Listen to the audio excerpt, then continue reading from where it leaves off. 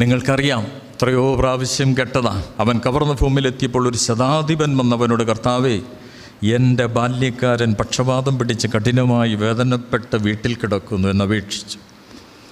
അവൻ അവനോട്, ഞാൻ വന്നവനെ സുഖമാക്കാമെന്ന് പറഞ്ഞു. അതിന് ശതാധിപൻ, എൻ്റെ കുറിവാക്യം ഇതാ, കർത്താവേ, നീ എൻ്റെ പുരയ്ക്കകത്തു വരുവാൻ ഞാൻ യോഗ്യനല്ല. ഇന്നത്തെ എവൻഗേലിയോൻ ശ്രദ്ധിച്ച് കാണുമല്ലോ അല്ലേ? മലങ്കര ഓർത്തഡോക്സ് സഭയുടെ എവൻഗേലിയോൻ വായനയിൽ ഏറ്റവും ദീർഘമായ വായന ഇന്നാണ്. യോഹന്നാൻ്റെ സുവിശേഷം 9-ാം അധ്യായം അത് പൂർണ്ണമായി വായിച്ച ഇന്നത്തെ എവൻഗേലിയോൻ തീർക്കുന്നത് നമുക്കറിയാം.